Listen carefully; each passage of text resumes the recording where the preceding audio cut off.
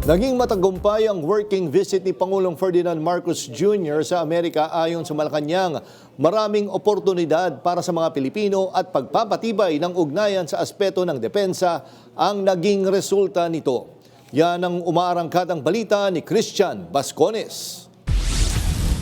Trabaho, aksyon, hindi bakasyon para sa mga Pilipino at para sa bagong Pilipinas.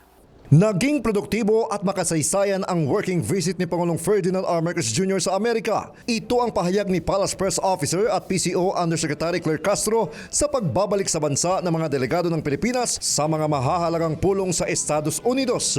Bitbit-an niya ng Pangulo ang mahigit 2,000 trabaho para sa mga Pilipino matapos ipahayag ng US Medical Glove Company ang planong magtayo ng planta sa Pilipinas. Nakipagpulong din ng Presidente sa mga high officials ng JP Morgan Chase and Company upang talakayin ang pamumuhunan, kooperasyon sa ekonomiya at mga isyong pandaigdigan tulad ng tensyon sa Middle East at pagtaas ng presyo ng langis. Habang ibinahagi rin ang mga pananaw sa pag-unlad ng artificial intelligence at kompetisyon sa global economy. Samantala, bumelta naman ang palasyo sa mga pahayag ni Vice President Sara Duterte matapos itong paratangan ng pamahalaan na walang ginagawa sa gitna ng epekto sa bansa ng giyera sa Middle East. Sinabi kasi ng bise na taong 2022 pa noong nalaman ng pamahalaan ang maaaring maganap na digmaan.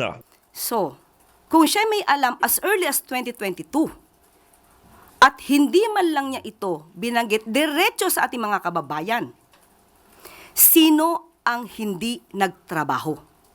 Sino ang walang ginawa? Naglabas naman ang FBI ng babala ukol sa posibleng pagganti ng Iran na maaaring tumama sa California kung saan marami ring mga Pilipinong nagtatrabaho at naninirahan. Kailangan din po talaga maghanda ang ating bansa para sa ating mga kababayan. At hindi po ito pwedeng isawalang bahala o tulugan. Kailangan po na maging alerto rin po tayo kung ano man ang mangyayari sa ating mga kababayan sa California. Isa sa mga malaking ambag sa pagpapanatili ng pandaigdigang pakikipagtulungan para mapalakas ang depensa ng Pilipinas ay ang naging pagpupulong ng Presidente sa mga pinuno ng mga bansang kasapi ng United Nations. Sinabi ng palasyo na nasa higit 20 milyong piso ang inilang pondo para sa kampanya ng Pilipinas upang makakuha ng non-permanent seat sa UN Security Council. Ayon sa Malacanang, ang naturang budget ay gagamitin sa lahat ng paraang maaaring makakuha ng suporta para sa Pilipinas sa naturang kampanya. Mula dito sa Malacanang, ako si Christian Bascones ng PRTV News, nagseserbisyo para sa Pilipino.